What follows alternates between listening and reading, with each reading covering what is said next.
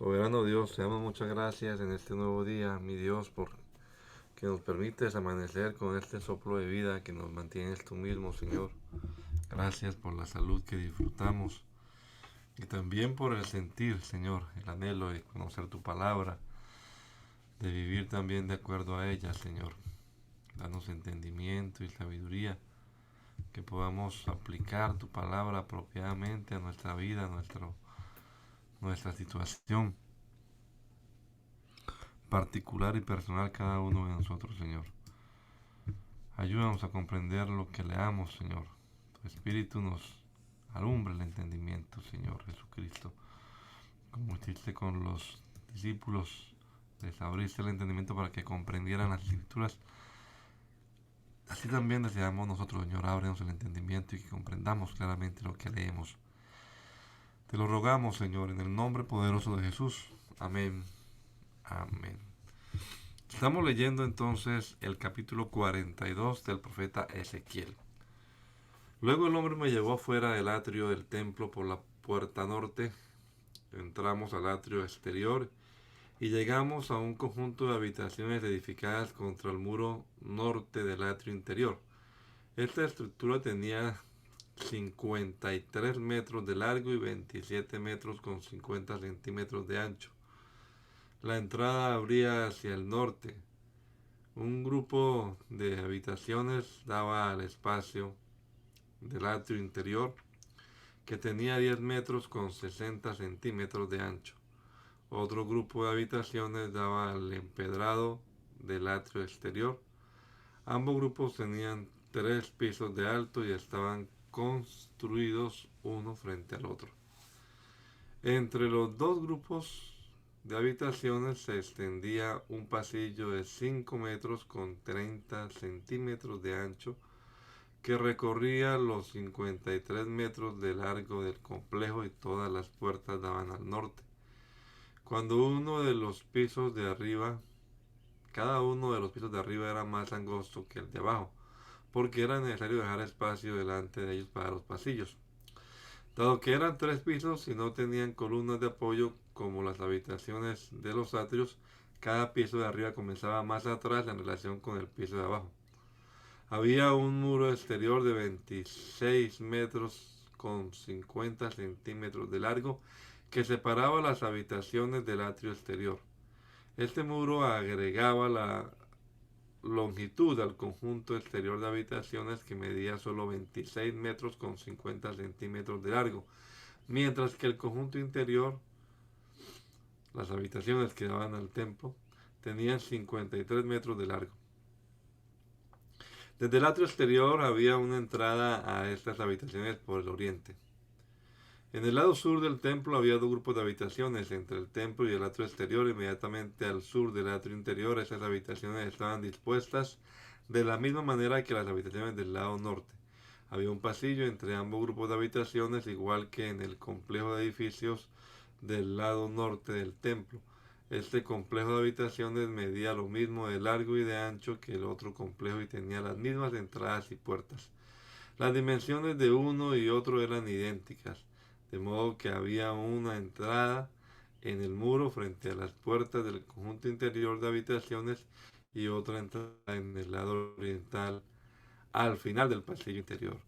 Luego el hombre me dijo: estas habitaciones que dan al templo desde el norte y el sur son santas.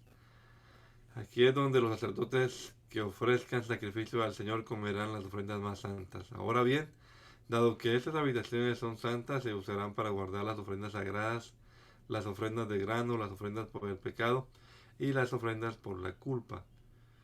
Cuando los sacerdotes salgan del santuario, no deberán ir directamente al atrio exterior. Primero tendrán que quitarse la ropa que llevaban puesta mientras oficiaban, porque esa ropa es santa.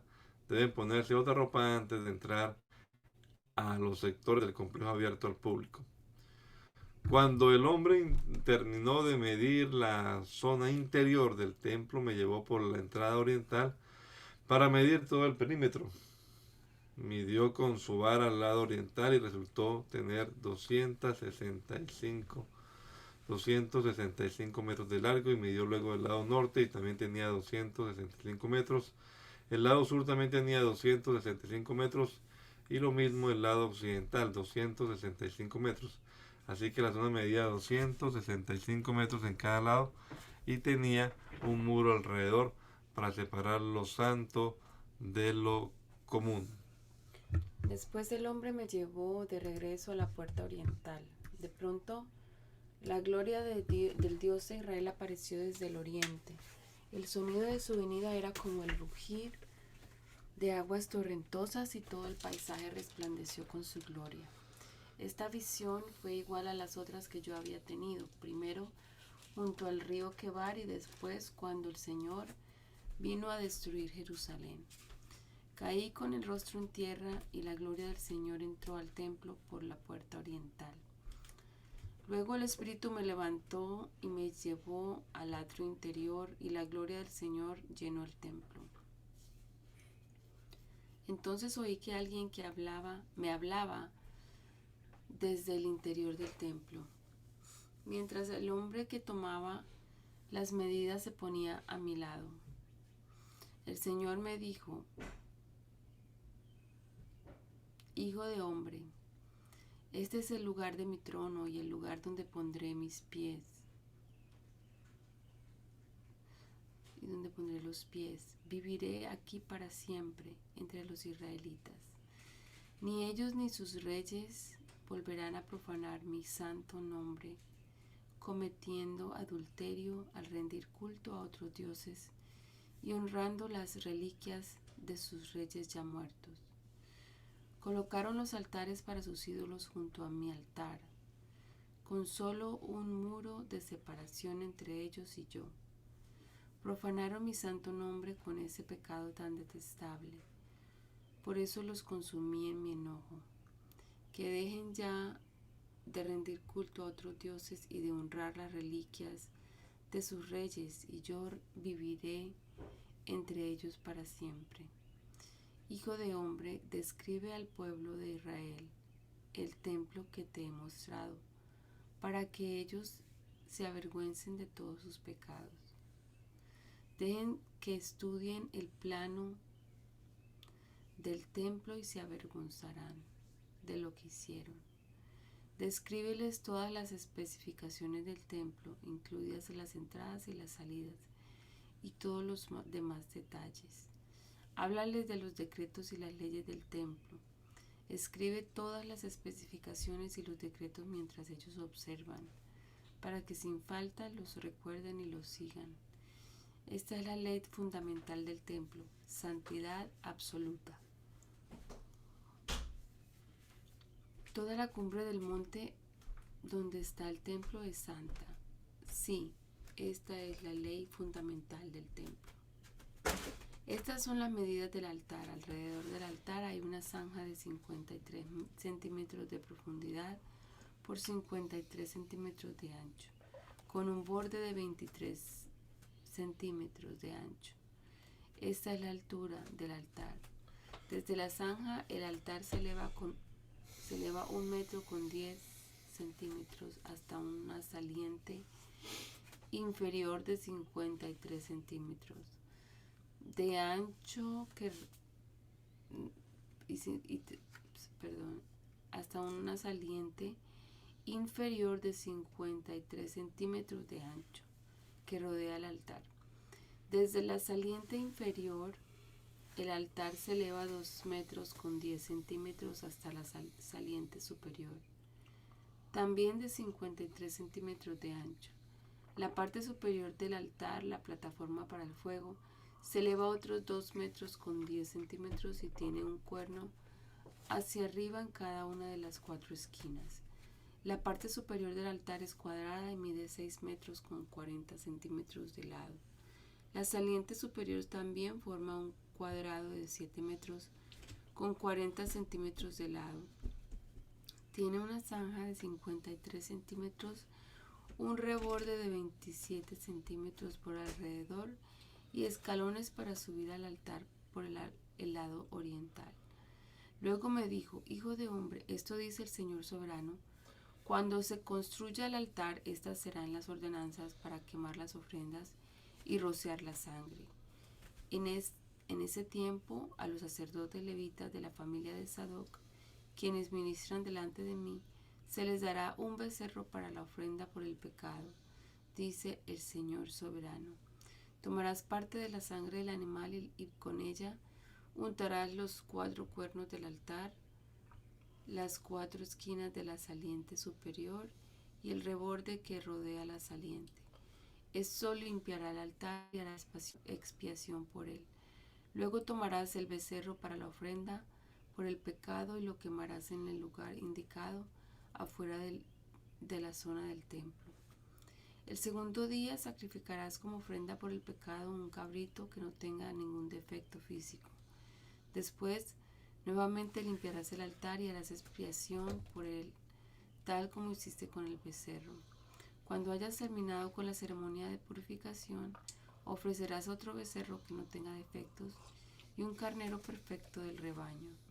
Se lo presentarás al Señor, y los sacerdotes lo rociarán con sal y los ofrecerán como ofrenda quemada al Señor. Diariamente durante 7 días se sacrificarán un cabrito, un becerro y un carnero del rebaño como ofrenda por el pecado. Estos animales no deberán tener ningún defecto físico. Hazlo diariamente durante 7 días para limpiar el altar y hacer expiación por él, y así quedará apartado para un uso santo. A partir del 8º día, los sacerdotes sacrificarán a diario sobre el altar las ofrendas quemadas y las ofrendas de paz del pueblo. Entonces los aceptaré a ustedes. Yo, el Señor soberano, he hablado. Luego el hombre me llevó nuevamente a la puerta oriental ubicada en el muro exterior de la zona del templo, pero estaba cerrada. Entonces el Señor me dijo: entra. Esta entrada debe permanecer cerrada, nunca volverá a abrirse. Nadie jamás la abrirá ni entrará por ella, pues el Señor Dios de Israel entró por aquí. Por lo tanto, permanecerá cerrada. Únicamente el príncipe podrá sentarse debajo de esa entrada para disfrutar de una comida en la presencia del Señor, pero solo podrá entrar y salir por la antesala de la entrada. Luego el hombre me llevó por la entrada norte hasta frente del templo. Miré y vi que la gloria del Señor llenaba el templo del Señor, así que caí al suelo rostro en tierra. Entonces el Señor me dijo: hijo de hombre, presta mucha atención. Usa los ojos y los oídos y escucha atentamente todo lo que te diga sobre las ordenanzas acerca del templo del Señor. Presta mucha atención a los procedimientos para usar las entradas y las salidas del templo. Da a estos rebeldes, los israelitas, este mensaje de parte del Señor soberano. Oh pueblo de Israel, basta ya con tus pecados detestables. Has traído a extranjeros y circuncisos a mi santuario, gente que no tiene corazón para Dios. De ese modo profanaste mi templo incluso mientras me ofrecías mi alimento, la grasa y la sangre de los sacrificios. Además de todos tus otros pecados detestables, rompiste mi pacto. En lugar de proteger mis ritos sagrados, contrataste a extranjeros para que se encargaran de mi santuario. Por lo tanto, esto dice el Señor soberano: ningún extranjero, ni siquiera los que vivan entre los israelitas, entrarán en mi santuario si no se han circuncidado y entregado al Señor. Además, los hombres de la tribu de Leví, que me abandonaron cuando Israel se alejó de mí para rendir culto a ídolos, tendrán que sufrir las consecuencias de su infidelidad. Aún así podrán servir como guardias del templo y porteros, podrán matar los animales para las ofrendas quemadas y estar presentes para ayudar al pueblo. Sin embargo, incitaron a mi pueblo a rendir culto a ídolos e hicieron que los israelitas cayeran en un pecado muy grave. Por eso hice un juramento solemne de que tendrán que sufrir las consecuencias por sus pecados, dice el Señor soberano. No se les permite acercarse a mí para ministrar como sacerdotes. Tampoco se les permite tocar ninguno de mis objetos santos, ni las ofrendas santas, pues deberán cargar con la vergüenza de todos los pecados detestables que cometieron. Servirán como cuidadores del templo a cargo del trabajo de mantenimiento y las tareas generales. Sin embargo, los sacerdotes levitas de la familia de Sadoc continuaron sirviendo fielmente en el templo cuando los israelitas me abandonaron para rendir culto a los ídolos. Estos hombres servirán como ministros míos, estarán en mi presencia y ofrecerán la grasa y la sangre de los sacrificios, dice el Señor soberano. Solo ellos entrarán en mi santuario y se acercarán a mi mesa para servirme. Ellos cumplirán todos mis requisitos. Cuando entren por la puerta del atrio interior, deben vestir solamente ropa de lino. No se vestirán con lana cuando estén de turno en el atrio interior o en el templo mismo. Llevarán puestos turbantes de lino y ropa interior de lino. No deberán vestir nada que los haga transpirar. Cuando regresen al atrio exterior donde está el pueblo, tendrán que quitarse la ropa que usaron mientras me sirvieron.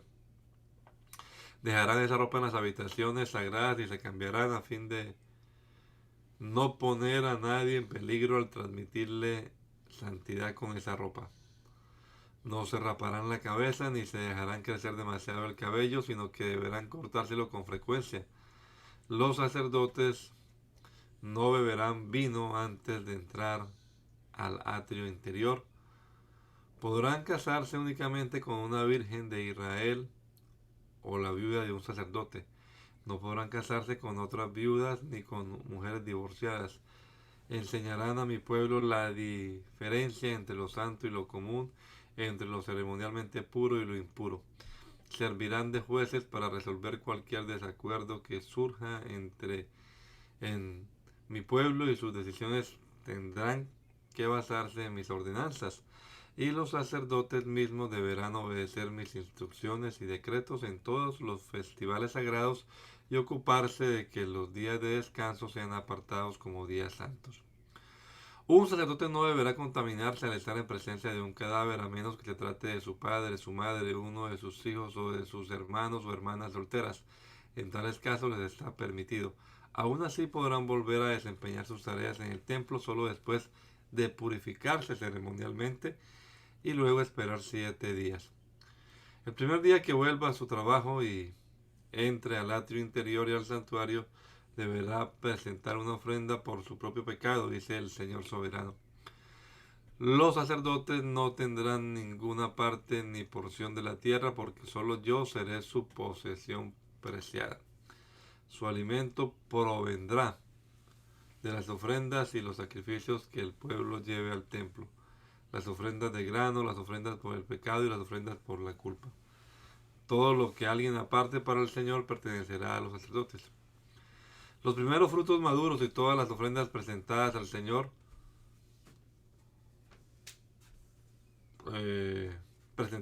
pertenecerán a los sacerdotes.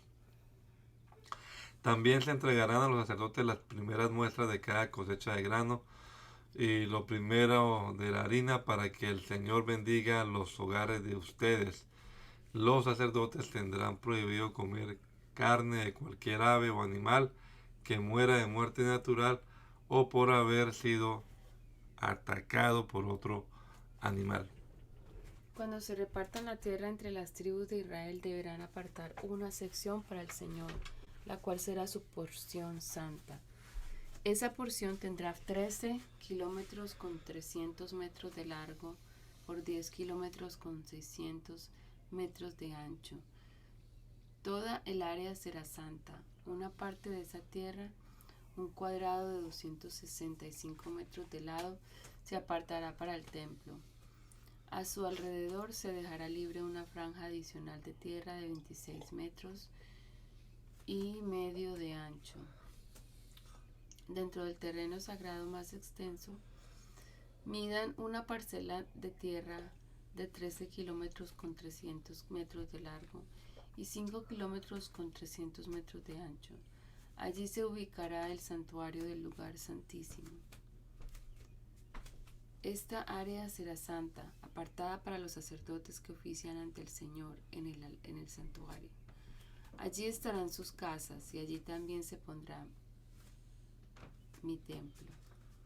La franja de tierra sagrada junto a esta área también, de 13 kilómetros con 300 metros de largo por 5 kilómetros con 300 metros de ancho, se destinará a las viviendas de los levitas que trabajen en el templo. El lugar les pertenecerá a ellos y será un lugar para sus aldeas. Junto a la tierra sagrada más extensa habrá una porción de tierra de 13 kilómetros con 300 metros de largo por 2 kilómetros de 650 metros de ancho, la cual se apartará para construir una ciudad donde pueda vivir cualquier israelita.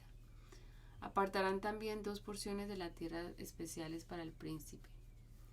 La primera porción colindará con el lado oriental de las tierras sagradas y la ciudad, y la segunda colindará con el lado occidental, de modo que los límites extremos hacia el oriente y el occidente de las tierras del príncipe quedarán alineados con los límites oriental y occidental de los territorios de las tribus.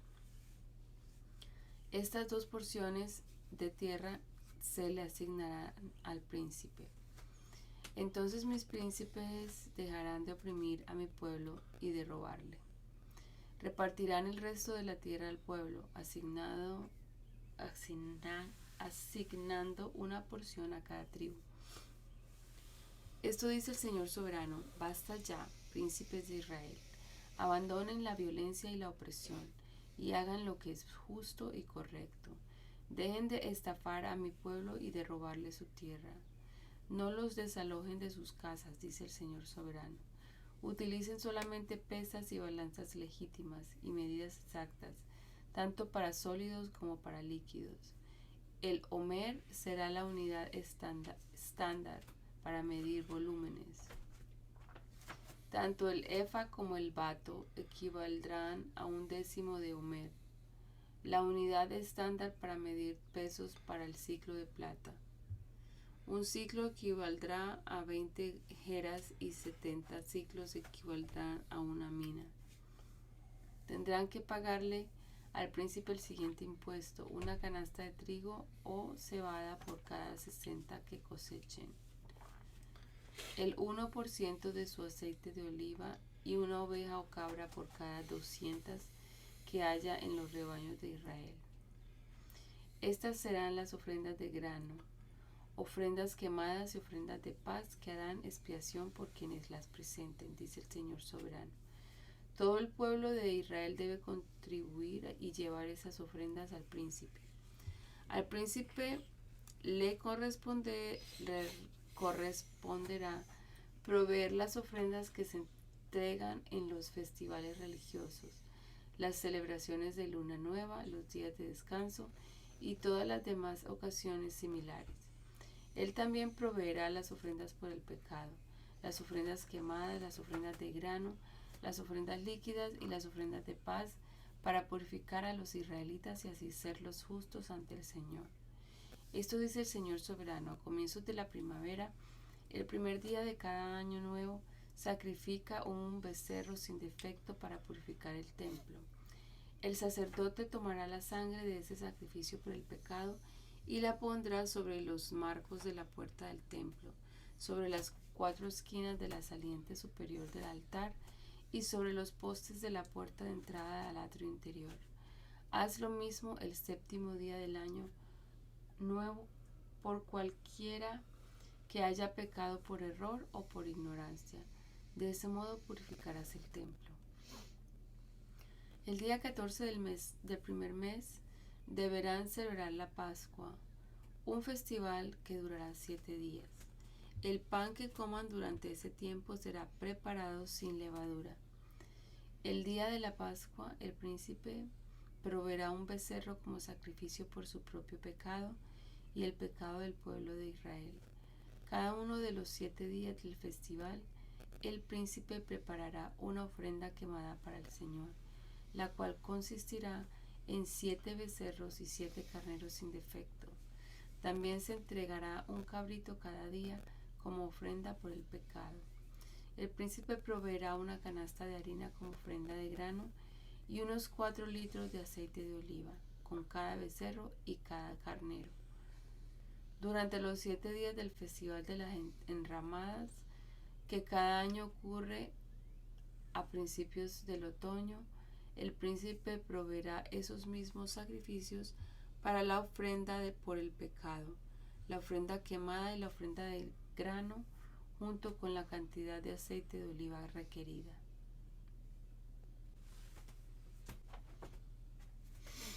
Esto dice el Señor soberano: la puerta oriental del atrio interior permanecerá cerrada durante los 6 días laborales de cada semana, pero se abrirán los días de descanso y los días de celebración de luna nueva.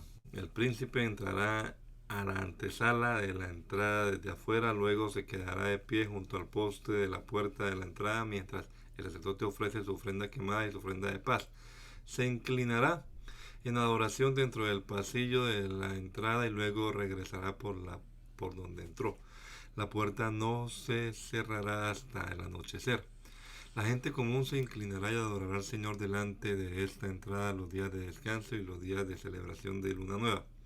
Cada día de descanso el príncipe presentará al Señor una ofrenda quemada de 6 corderos y un carnero, todos sin defecto. Para acompañar el carnero presentará una ofrenda de grano con una canasta de harina selecta y con cada cordero la cantidad de harina que él decida, y tendrá que ofrecer unos 4 litros de aceite de oliva por cada canasta de harina. En las celebraciones de luna nueva llevará un becerro, 6 corderos y un carnero, todos sin defecto. Junto con el becerro presentará una canasta de harina selecta como ofrenda de grano, junto con el carnero presentará otra canasta de harina y con cada cordero ofrecerá la cantidad de harina que decida. Con cada canasta de harina deberá ofrecer unos 4 litros de aceite de oliva. El príncipe tendrá que entrar por la puerta por medio de la antesala y saldrá por el mismo lugar.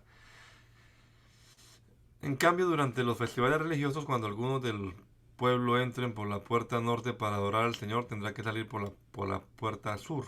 Y los que entraron por la puerta sur deberán salir por la puerta norte. Nunca saldrán por donde entraron, sino que utilizarán siempre la entrada opuesta. En esas ocasiones el príncipe entrará y saldrá con el pueblo.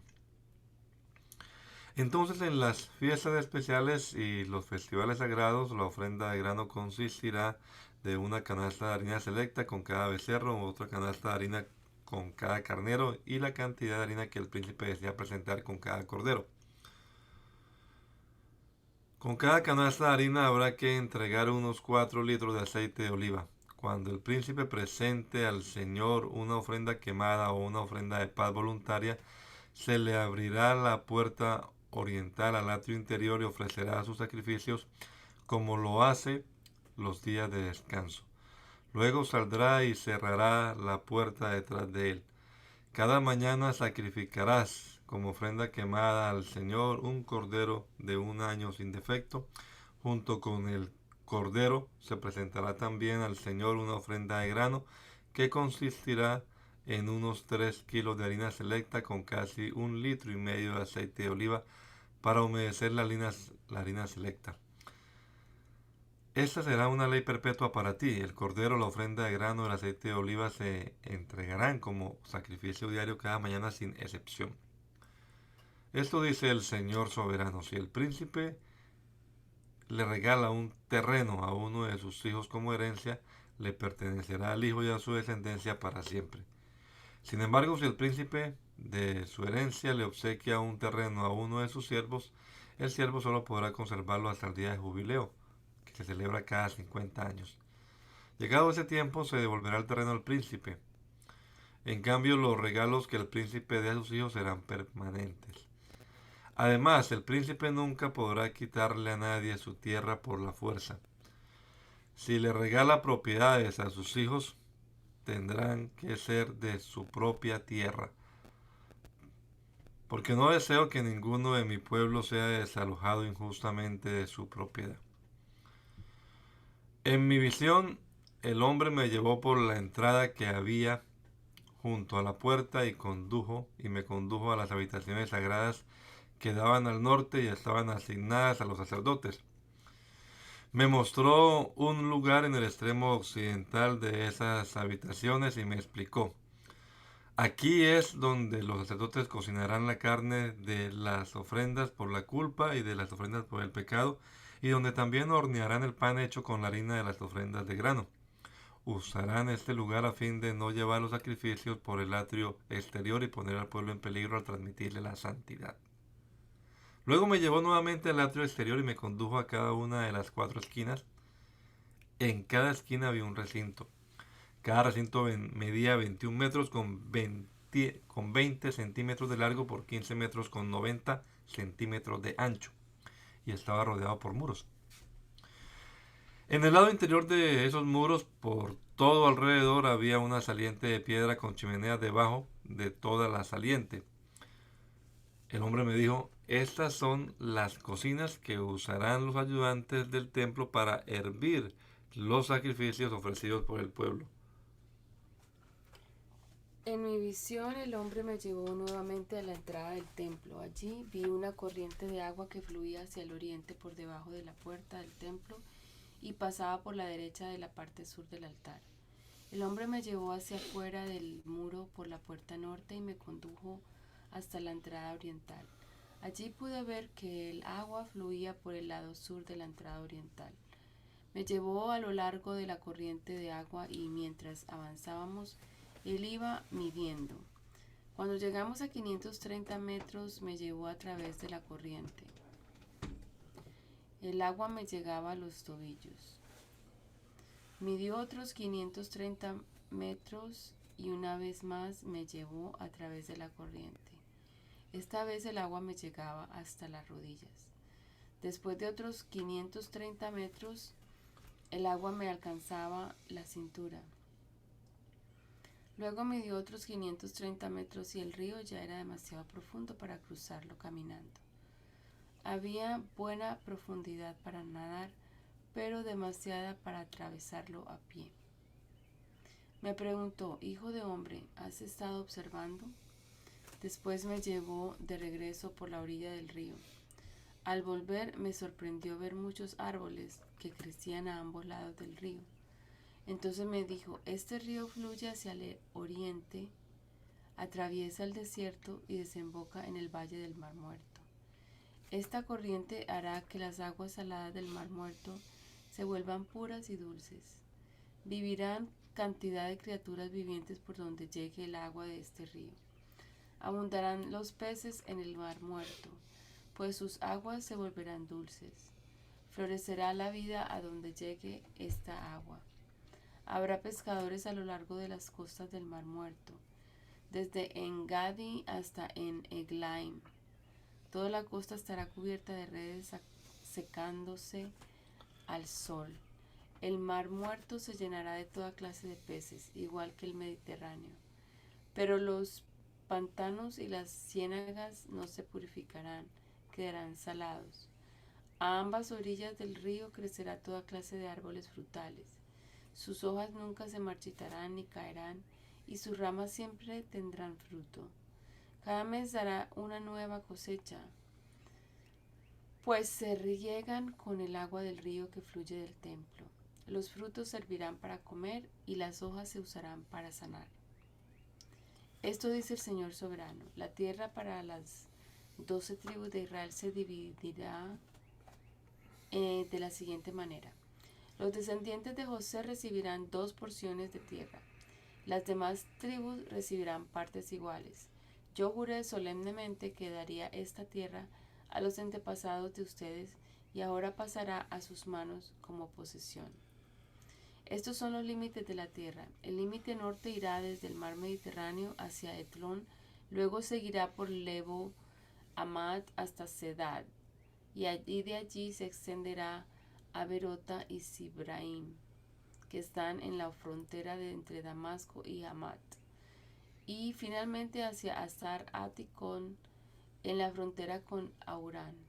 De modo que el límite norte irá desde el mar Mediterráneo hasta Asar Enán, en la frontera entre Hamat al norte y Damasco al sur. La frontera oriental arranca entre Aurán y Damasco y desciende al sur por el río Jordán entre Israel y Galaad, pasa el Mar Muerto y sigue en dirección sur hasta llegar a Tamar. Esta será la frontera oriental. La frontera sur irá en dirección occidental desde Tamar hasta las aguas del Meriba en Cádiz, y desde allí seguirá el curso del arroyo de Egipto hasta el mar Mediterráneo. Esta será la frontera sur. Por el lado occidental la frontera será el mar Mediterráneo, desde la frontera sur hasta el punto donde comienza la frontera norte, frente al Lebo Amat. Dividan la tierra entre las tribus de Israel dentro de esos límites. Repártanse la tierra como asignación para ustedes y para los extranjeros que se hayan unido a ustedes y estén criando a su familia en medio de ustedes. Ellos serán como israelitas de nacimiento y recibirán una asignación entre las tribus. Estos extranjeros recibirán tierra dentro del territorio de la tribu con la cual ahora viven. Yo, el Señor soberano, he hablado. La siguiente lista corresponde a las tribus de Israel junto con el territorio que recibirá cada uno. El territorio de Dan está ubicado en el extremo norte. La línea fronteriza sigue la ruta de Etlón hasta Lebo Amat y luego continúa a Azar en Nan en la frontera de Damasco, con Amat por el norte. El territorio de Dan se extiende a lo ancho de todo el territorio de Israel de oriente a occidente. El territorio de Aser queda al sur del territorio de Dan y también se extiende de oriente a occidente. El territorio de Neftalí se ubica al sur del territorio de Aser y también se extiende de oriente a occidente. Luego sigue Manasés al sur de Neftalí y su territorio también se extiende de oriente a occidente. Al sur de Manasés está Efraín, después Rubén y luego Judá. Todos los límites se extienden de oriente a occidente. Al sur de Judá está la tierra apartada para un propósito especial. Esa porción tendrá 13 kilómetros con 300 metros de ancho y se extenderá al oriente y al occidente, igual que los territorios tribales, con el templo en el centro.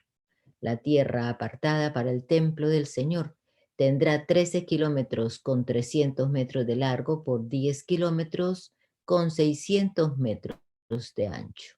Para los sacerdotes habrá una franja de tierra de 13 kilómetros con 300 metros de largo por 5 kilómetros con 300 metros de ancho, con el templo del Señor en el centro. Este terreno está apartado para los sacerdotes ordenados, es decir, los descendientes de Sadoc, quienes me sirvieron fielmente y no se extraviaron con el pueblo de Israel y los demás levitas. Esa será su porción especial, la tierra más sagrada, cuando se haga la repartición. Junto al territorio de los sacerdotes estará la tierra donde vivirán los demás levitas. El terreno asignado a los levitas tendrá la misma dimensión y forma que el terreno que pertenece a los sacerdotes: 13 kilómetros con 300 metros de largo y 5 kilómetros con 300 metros de ancho. Las dos porciones juntas medirán 13 kilómetros con 300 metros de largo por 10 kilómetros con 600 metros de ancho. Ninguna parte de esa tierra especial podrá venderse ni será canjeada ni usada por otras personas, pues pertenece al Señor. Es tierra consagrada. Al sur del terreno sagrado del templo se asignará una franja adicional de tierra de 13 kilómetros con 300 metros de largo por 2 kilómetros con 650 metros de ancho para uso público, casas, pastizales y espacios comunes, con una ciudad en el centro. La ciudad medirá 2 kilómetros 400 metros en cada lado, norte, sur, este y oeste. Estará rodeada por 133 metros de campo abierto en cada dirección. Fuera de la ciudad habrá un terreno agrícola que se extenderá 5 kilómetros con 300 metros al oriente y lo mismo al occidente por el límite del terreno sagrado. Esta tierra de labranza producirá alimentos para la gente que trabaje en la ciudad. Podrán cultivarla los miembros de las diversas tribus que vayan a la ciudad para trabajar. Todo este terreno, incluidas las tierras sagradas y la ciudad, forma un cuadrado de 13 kilómetros con 300 metros de lado. Los terrenos restantes, al oriente y al occidente de la tierra sagrada y de la ciudad, pertenecerán al príncipe. Cada uno de estos terrenos medirá 13 kilómetros con 300 metros de ancho y se extenderán en dirección opuesta uno del otro. Perdón, hacia los límites oriental y occidental de Israel, con las tierras sagradas y el santuario del templo en el centro. Por lo tanto, la tierra del príncipe abarcará todo lo que esté entre los territorios asignados a Judá y a Benjamín, con excepción de los terrenos separados para las tierras sagradas y la ciudad. Los territorios asignados a las demás tribus son los siguientes. El territorio de Benjamín está al sur de la tierra del príncipe y se extiende por toda la tierra de Israel de oriente a occidente. Al sur del territorio de Benjamín está el territorio de Simeón, el cual también se extiende de oriente a occidente. A continuación está el territorio de Isaacar, con los mismos límites al oriente y al occidente. Luego sigue el territorio de Zabulón, que atraviesa la tierra de Israel de oriente a occidente. El territorio de Gad está situado al sur de Zabulón, con los mismos límites al oriente y al occidente. La frontera sur de Gad va desde Tamar hasta las aguas de Meriba en Cades, y de allí sigue el arroyo de Egipto hacia el mar Mediterráneo. Estas son las asignaciones que se apartarán como posesión exclusiva de cada tribu. Yo, el Señor soberano, he hablado.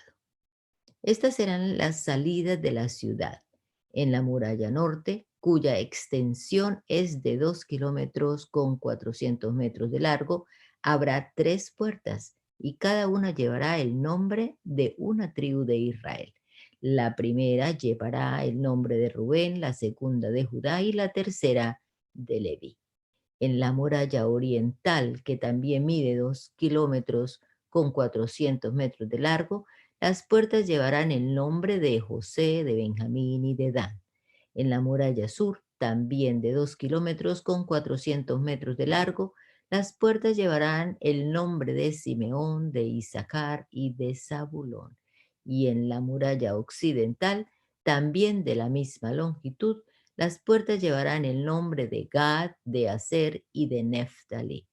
El perímetro total de la ciudad tendrá una extensión de 9 kilómetros con 600 metros y desde ese día el nombre de la ciudad será El Señor está allí.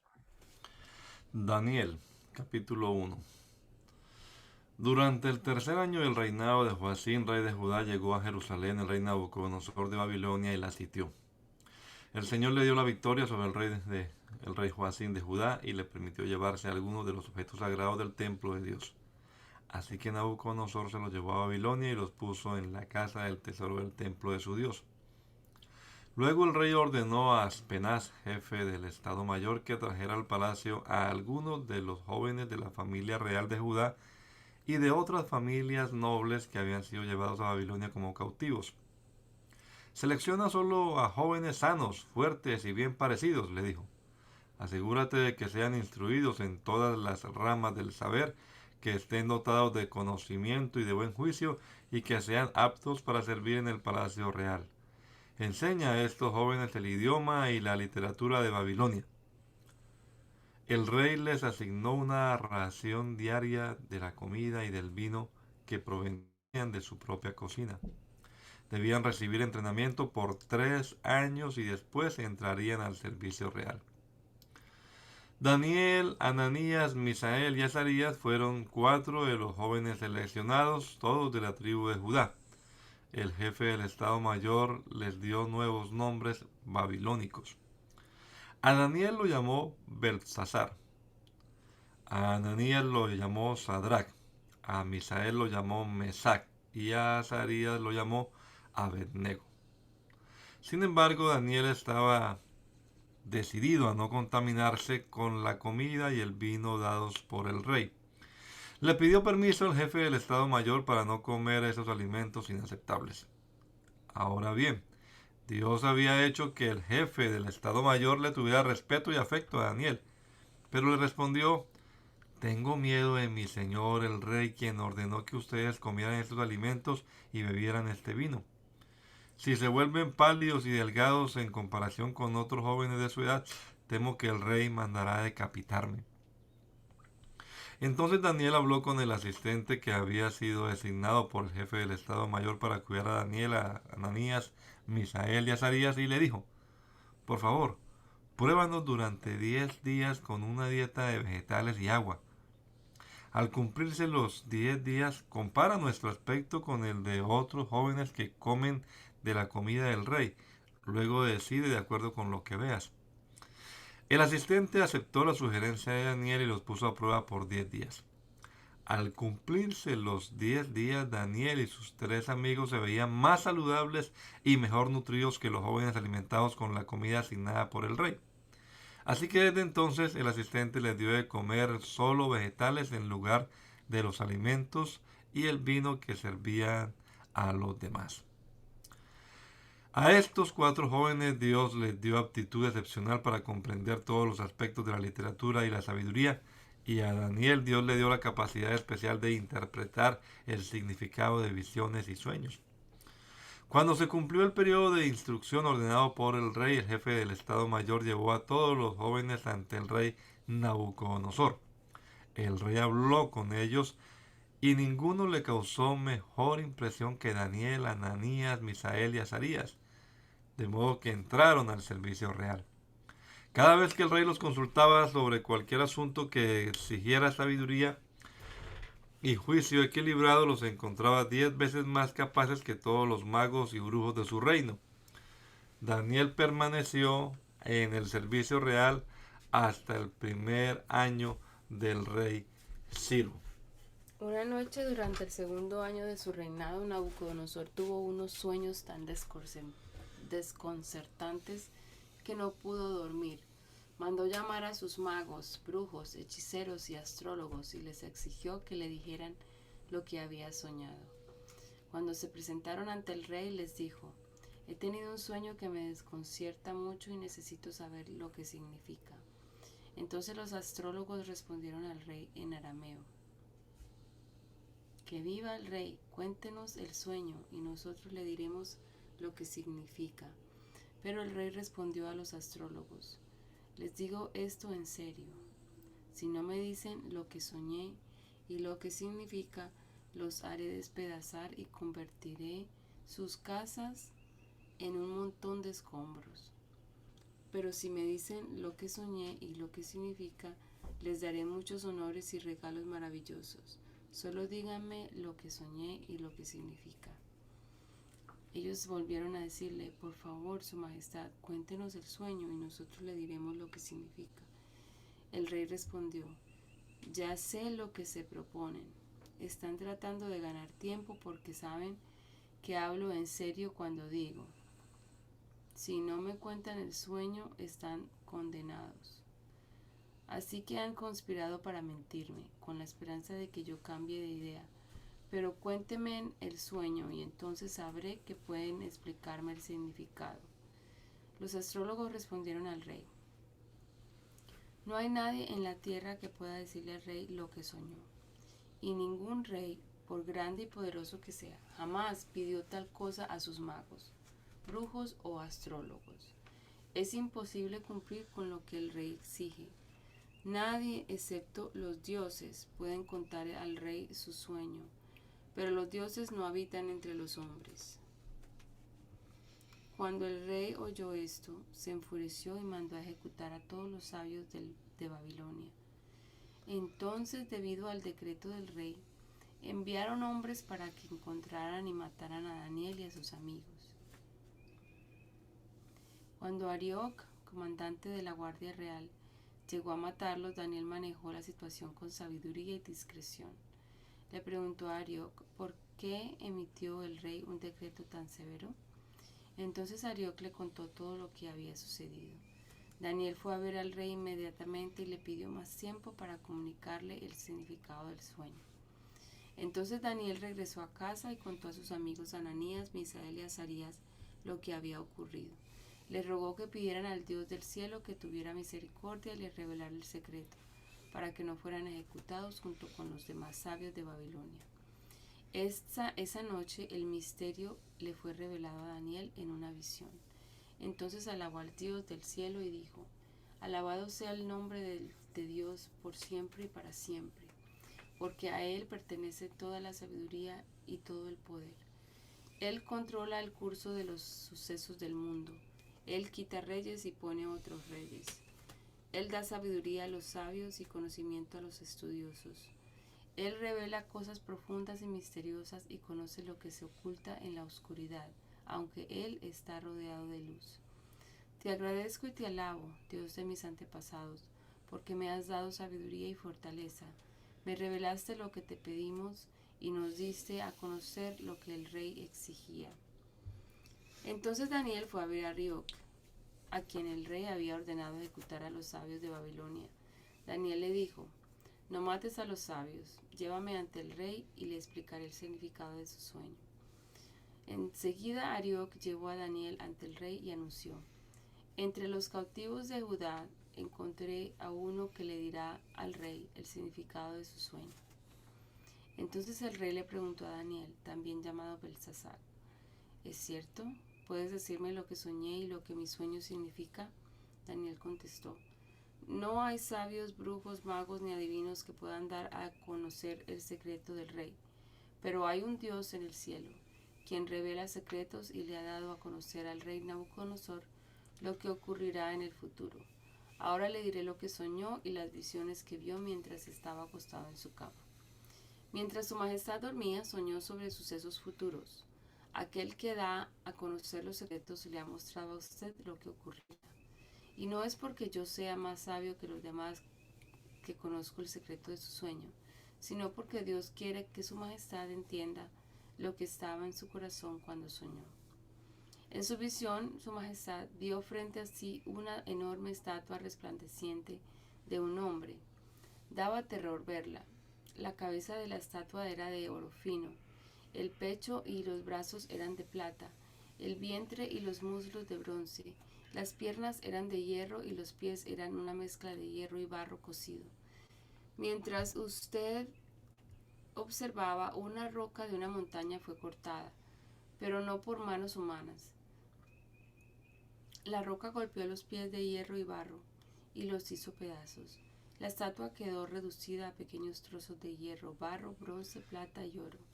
Luego el viento se los llevó sin dejar rastro alguno, como la paja cuando se trilla el grano. Sin embargo, la roca que derrumbó la estatua se convirtió en una gran montaña que cubrió toda la tierra. Ese fue el sueño. Ahora explicaremos al rey el significado.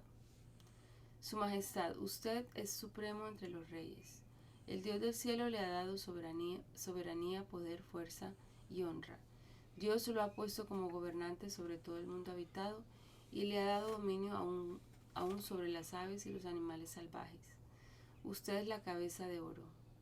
Ahora bien, después de que termine su reino, surgirá otro reino inferior al suyo y ocupará su lugar. Cuando éste caiga, un tercer reino, representado por el bronce, surgirá para gobernar el mundo. Después vendrá un cuarto reino, tan fuerte como el hierro. Ese reino destrozará y aplastará a todos los imperios anteriores, así como el hierro destroza y aplasta todo lo que golpea. Los pies y los dedos que usted vio eran una combinación de hierro y barro cocido, lo cual demuestra que ese reino se dividirá. Por ser barro mezclado con hierro tendrá algo de la fuerza del hierro.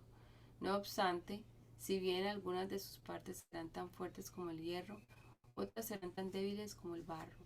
Esta mezcla de hierro con barro también demuestra que esos reinos procurarán fortalecerse al hacer alianzas matrimoniales, pero no se mantendrán unidos, así como el hierro y el barro no se mezclan.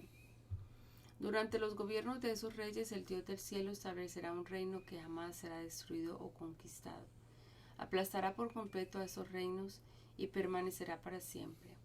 Ese es el significado de la roca cortada de la montaña, aunque no por manos humanas, que hizo pedazos la estatua de hierro, bronce, barro, plata y oro. El gran Dios estaba mostrando al rey lo que ocurrirá en el futuro. El sueño es verdadero y el significado seguro. Entonces el rey Nabucodonosor se postró ante Daniel y le rindió culto y mandó al pueblo que ofrecieran sacrificios y quemaran incienso dulce frente a Daniel. El rey le dijo: en verdad tu Dios es el más grande de todos los dioses, es el Señor de los reyes, y es quien revela los misterios porque tú pudiste revelar este secreto. Entonces el rey puso a Daniel en un puesto importante y le dio muchos regalos valiosos. Nombró a Daniel gobernador de toda la provincia de Babilonia y jefe de todos los sabios del rey. A petición de Daniel, el rey puso a Sadrach, Mesach y Abed-nego a cargo de todos los asuntos de la provincia de Babilonia, mientras Daniel permaneció en la corte del rey. El rey Nabucodonosor hizo una estatua de oro que medía 27 metros de altura y 2,5 metros de ancho, y la levantó sobre la llanura de Dura, en la provincia de Babilonia. Luego envió mensajes a los altos funcionarios, autoridades, gobernadores, asesores, tesoreros, jueces y magistrados, y a todos los funcionarios provinciales para que asistieran a la dedicación de la estatua que había levantado. De modo que todas estas autoridades vinieron y se pusieron de pie ante la estatua que el rey Nabucodonosor había levantado. Entonces un vocero proclamó: gente de todas las razas, naciones y lenguas, escuchen el mandato del rey. Cuando oigan tocar la trompeta, la flauta, la cítara, la lira, el arpa, la zampoña y otros instrumentos musicales, inclínense rostro en tierra y rindan culto a la estatua de oro del rey Nabucodonosor. Cualquiera que se rehúse a obedecer será arrojado inmediatamente a un horno ardiente.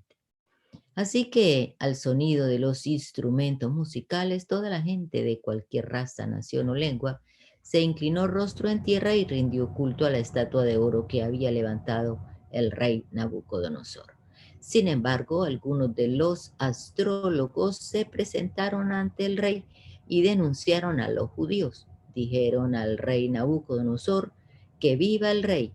Usted emitió un decreto que exige a todo el pueblo inclinarse y rendir culto a la estatua de oro al oír tocar la trompeta, la flauta, la cítara, la lira, el arpa, la zampoña y otros instrumentos musicales.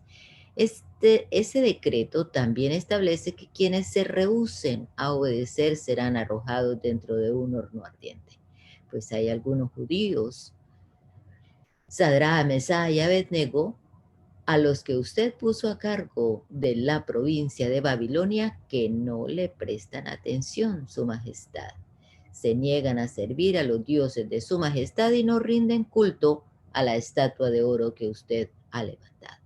Entonces Nabucodonosor se enfureció y ordenó que trajeran ante él a Sadrach, Mesach y Abed-nego. Cuando los trajeron, Nabucodonosor les preguntó: ¿es cierto, Sadrach, Mesach y Abed-nego, que ustedes se rehúsan a servir a mis dioses y a rendir culto a la estatua de oro que he levantado?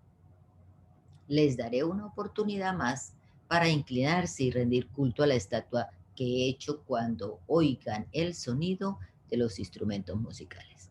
Sin embargo, si se niegan, serán inmediatamente arrojados al horno ardiente, y entonces, ¿qué Dios podrá rescatarlos de mi poder? Sadrach, Mesach y Abednego contestaron: Oh Nabucodonosor, no necesitamos defendernos delante de usted.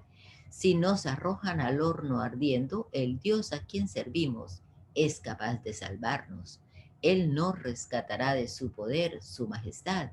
Pero aunque no lo hiciera, deseamos dejar en claro ante usted que jamás serviremos a sus dioses ni rendiremos culto a la estatua de oro que usted ha levantado. Entonces Nabucodonosor se enfureció tanto con Sadrach, Mesach y Abednego que el rostro se le desfiguró a causa de la ira. Mandó calentar el horno 7 veces más de lo habitual. Entonces ordenó que algunos de los hombres más fuertes de su ejército ataran a Sadrach, Mesach y Abednego y los arrojaran al horno ardiente. Así que los ataron y los arrojaron al horno totalmente vestidos con sus pantalones, turbantes, túnicas y demás ropas.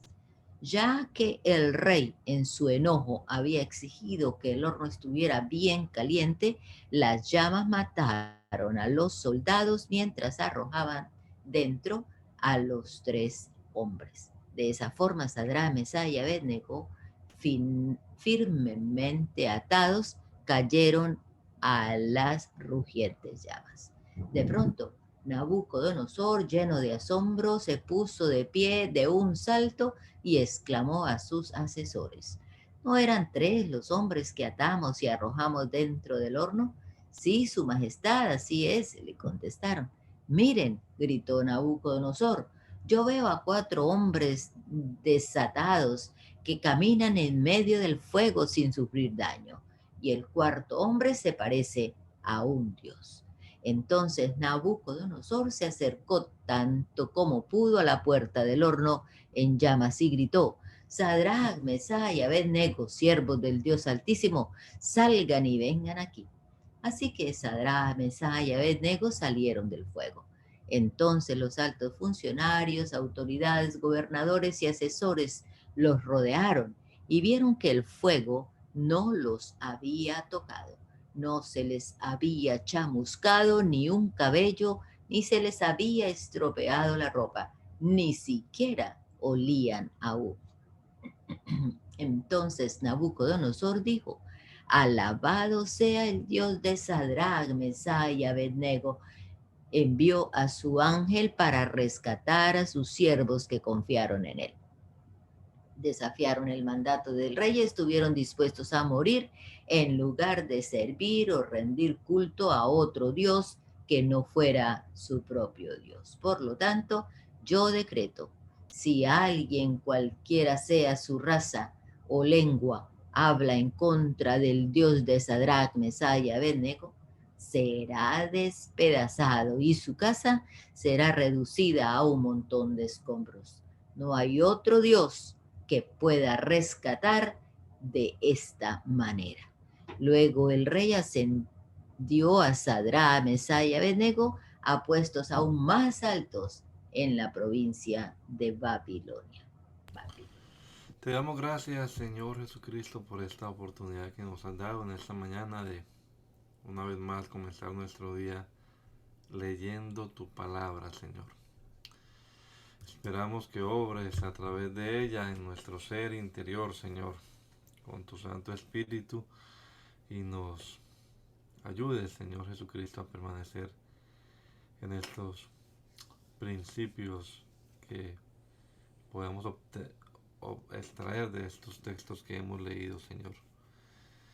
Gracias, mi Dios, por poder nosotros también contemplar tu fidelidad, tu grandeza y tu bondad para con las personas que son fieles a ti, Señor. Ayúdanos para vivir de esa manera también y agradarte en todo, Padre amado. Te lo rogamos en el nombre de Jesús. Amén. Amén.